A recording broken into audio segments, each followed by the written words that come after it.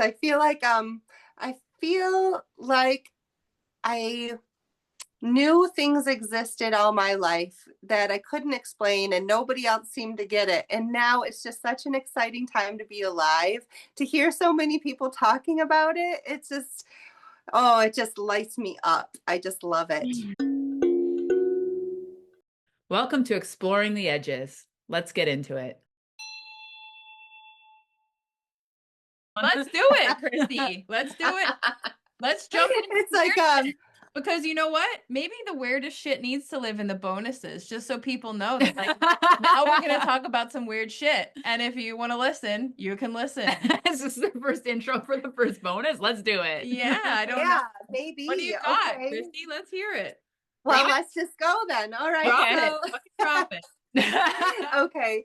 So when we were dropped in, I was thinking like one of the things that I really enjoy about the journey is being able to drop in into our heart center and traveling. Like I love being able to perspective shift my consciousness to all things. Like it could be the plant. I can now like communicate with the plant that's in front of me and trust that knowing of when I hear what the plant is telling me, I can now trust it because of quantum physics. And so I feel that that's because like everything are these atoms with the moving particles, and it's our consciousness that interprets the even the hardness of this wall. This wall is light. Everything is created from light, and the waves of the electrons around the light, and this dance of everything that's happening. And then it's our consciousness. And the merging of this is the mother and the father principle coming together to create our reality. And when you start to realize that it's all coming, we each are whole and complete pieces of this picture. There's nothing that we are missing. And each of us is a divine counterpart that is creating and co-creating this reality that we're in. And so everything we see is consciousness. That's what it is. And therefore, it holds its own vibration that you can learn from and speak to. And that concept alone allows me to just enjoy life in ways that I would have never understood enjoyment. You know, I no longer want to see a movie on the screen. I want to just sit with my plant and see what it has to say. Christy, I think what you're talking about, I've also experienced. You know, like I remember the first time I posted on my channel that a tree that was covered in poison ivy, like specifically told me that it wanted me to cut the poison ivy off, right? And like these are, ever since I started, like we have many plants around us, and ever since in our like gratitude prayers before food, like I thank the plants that are here holding the space as sentinels, as like sentient beings. I can feel them responding to it, you know, like I can feel the response of just me including them in our prayer and like so I 100% agree with you in terms of experiencing consciousness from other perspectives. And what I'm really interested to ask you about, Christy, is what you think the mechanics of that experiencing are, and what are the changes that shift from somebody who maybe is not able to experience consciousness at that level now? Like, what are the things that sort of like, and because I can't even say them for myself, you know what I mean? Like, I can't say fully, I think maybe like, you know, bringing up the frequency, raising the vibration, clearing the field, presence. But I don't know what do you think about that in terms of like getting into those other experiences or experiencing? So the way that I look at it is that our body, everything exists within the body, even the stars we see, just a part of us. Like this is a part of our essence and what is made. So I go back to the chakras, and when I talk about dimensions, I look at that as the same as states of consciousness. And I don't love higher and lower. However, I'm going to look at it from the perspective of the chakras. And whenever we're clearing chakras, we start from the root and travel up the spine, up to the crown. And so what happens is each of those chakras are aligned with different states of consciousness, and fear and grief and the lower states of consciousness. If we get stuck in those specific states, we stay within the lower chakras, and we can't get to this heart center of love. Mm. And is it Hawkins' work? Hawkins' works talks about the states of consciousness, and it uses kinesiology, like people's the strength of your arm, like how you are stronger when it's a truth, and Yeah. your arm will go Yeah, that's down when it's a so not cool. non-truth. Yeah. Yeah. And so he's aligned these with numbers. And the way that I look at it at this point is like a 550 is unconditional love, and then like 600 up to the throat chakra, which is our place of oneness. So I feel as we clear out our chakras, as we balance them, and we get rid of the fear and the programming, because the programming in our society and everything that are there, we want something outside of ourselves. And Mm-hmm. so as we can get through those states of fear, and we start to have trust, and we get to this place of unconditional love and a perspective where we're all interconnected, then we start acting from this space Mm-hmm. instead of those lower chakras. And then when we're here, it's easier to raise up to the higher chakras. And there's a lot of ways we can work with our bodies to make this happen, to get to those higher states, like depending on what we put in, what we consume in all the ways, whether it's what we're eating, what we're watching, what we're paying attention to.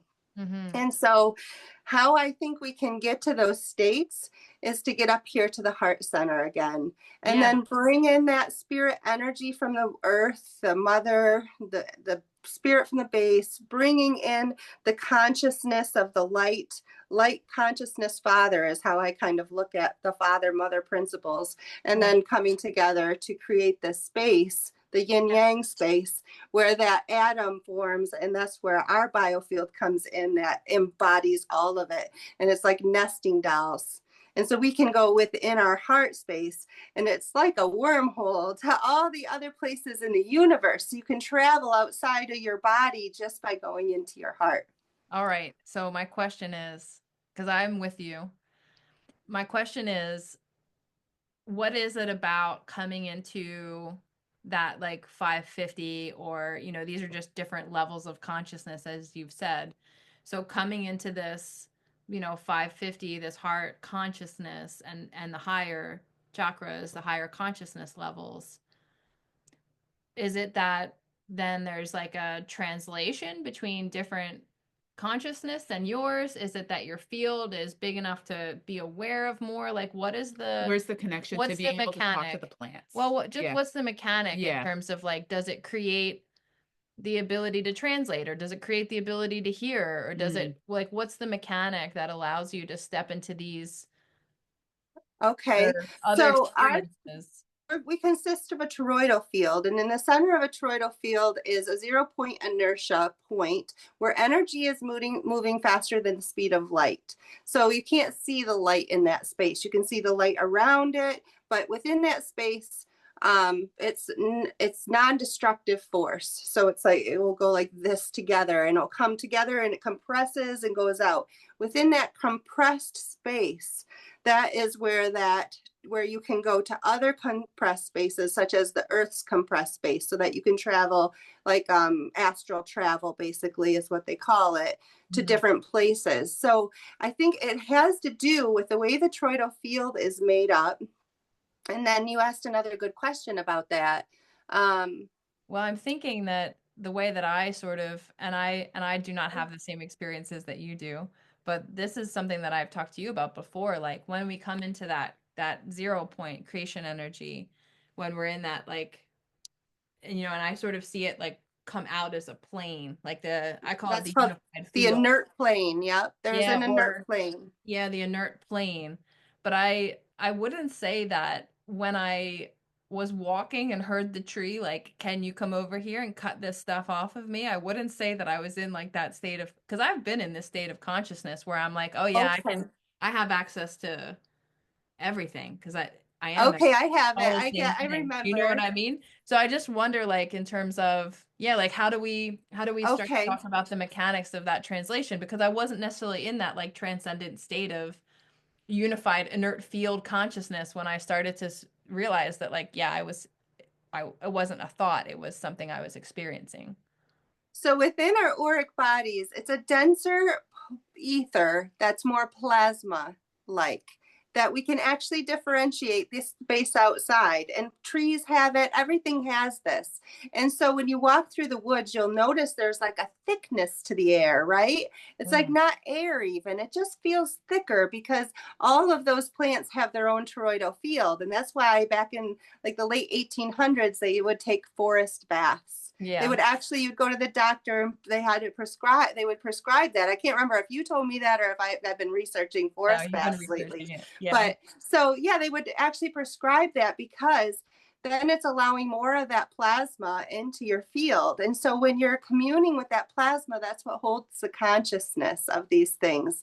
And I noticed my daughter's cat is living with me right now.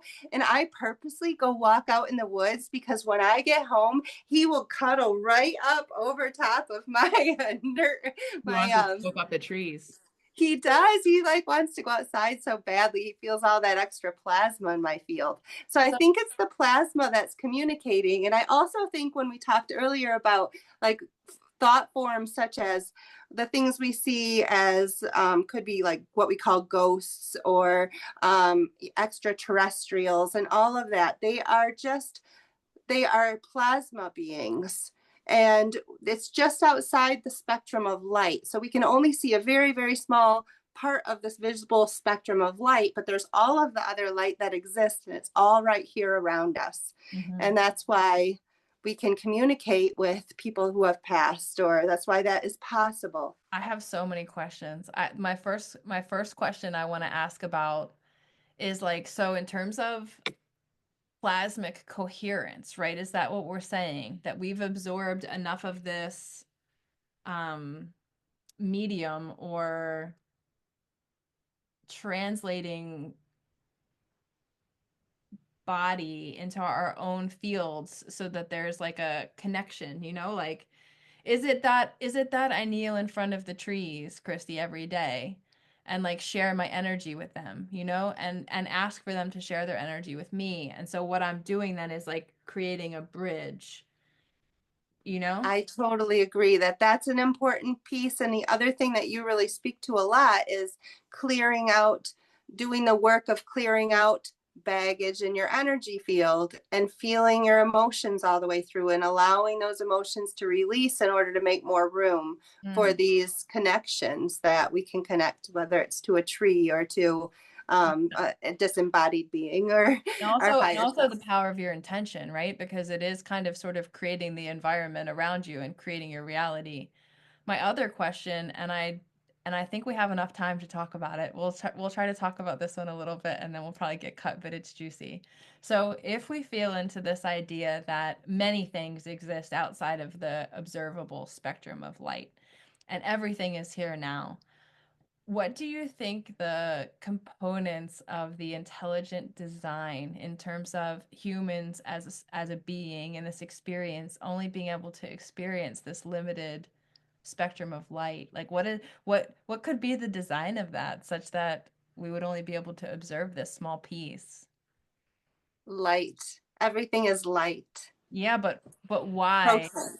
But why in the design are we not able to see outside of the observable spectrum? Like, why is there just a piece of it that's observable as opposed to us being able as humans to be able to see all of the light spectrum? You know, like what's in that intelligent design?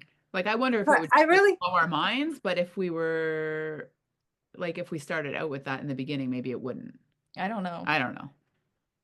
I think that we want to come here for a challenge. I think we choose to come here, and that it's like we can't, when we're just in our light body being, it's floating around a lot, but it's not quite as expansive because actually when you like think of ascended masters or something that we accept as higher, or actually the most powerful place to be is to embody the master inside within this earth plane. It's where we can have the most impact and make the most difference. So those who are like very highly ascended want to come in and help, like the bodhisattvas, to be able to lend a hand and help how to liberate themselves from the suffering that's here. And it's part of the journey, because think about every time you discover something new on your path and you like know it's truth, you're like, yes, I can't believe I didn't see it before. You know, you get so excited. It's like, I feel like I'm playing a game a lot of times. I think it has something to do that we like this stuff. We like Yeah. Well, I'm thinking about Jen and I started listening. I had read Circe before by Madeline Miller, and Jen and I started listening to it in the car. Did you read that book? No, no. Oh, it's kind of like a, it's like a fictional, it's based in mythology. And one of the things that I remember her saying is that like, gods are obsessed with the concept of pain because they don't really experience it, like, and I'm just wondering if that sort of ties into like what we're talking about now, like in this fully embodied light fractal of God consciousness, creator consciousness, like, could you experience fear? I don't know. I don't know that you can, So you come like, here to experience it. but I don't know. I don't know the answer. Me neither. I like that question. But that's a good one. That's what these conversations are for, really, to like expand, because that's an expansive question. I love your questioning mind. It just makes me dig deeper and deeper all the time. I And that's want to be looping back to this. And I love the way that your mind works, Christy, because I am in constant gratitude and awe for the way that you've pursued this knowledge. Thanks. I feel like I knew things existed all my life that I couldn't explain, and nobody else seemed to get it. And now it's just such an exciting time to be alive, to hear so many people talking about it. It's just, oh, it just lights me up. I just love it. Yeah, and it's so fun to have these conversations with you too, because I feel like, it's to actually find the words and speak about it and be listened to and appreciated and heard is like very heartwarming. Oh, and yeah. I so appreciate it because I love this game. This is like this is one of my favorite games. Is like, well, why do you think that is? Yeah. And like to Jen's point earlier, like, I think I was one of those kids that was like, well, why? Why? Well, why is that? But why though? And why? And I feel like my parents, like, I just can't even imagine having like a little Jacqueline running around this space, even as my adult self. Like, what would I tell her? I would be like, I don't know. What do you think? And I would just write that shit down because, like, probably she's right. Yeah, but who knows, and like just, feeling into that space of like, but why? And having, like you guys, I love you guys that you're, you want to be like, well, I don't know, like maybe. And then I can like rebuttal it and, like, and think about it, and it's so exciting. It's that God consciousness part of me that wants to pretend I don't have all the answers and I'm learning them, Right. And just by answering it, you already have, just by asking the question, the flip side of the coin is the answer. So as soon as you ask, the answer is there for us. It's just like getting in the resonance of it. Yeah. So interesting. Talking about Rupert Sheldrake again and his work, just getting in the resonance of that consciousness. Oh, I love this, Christy. Yeah, we're gonna have to talk about this again, I think. Well, it'll just be in a different way. Oh, for sure. Yeah, everything is the same. It's all gonna loop back. Everything is the same or nothing at all. Oh, I'm glad we got back to the bonus episode. That was fun. Yeah, thank you for leading us down this path. I think it was really fun, and we'll definitely have to put it out as a bonus. Just because maybe people are interested in talking about this kind of thing. Yeah. I think they are. Yeah. I think more and more. Yeah, Everybody find them. I do feel like there's a potency, like we were talking about last week. There's something happening. I don't know what it is, but it's potent for this conversation right now. It's such a beautiful time. Yeah, thanks for dropping in and for taking us there. Yeah.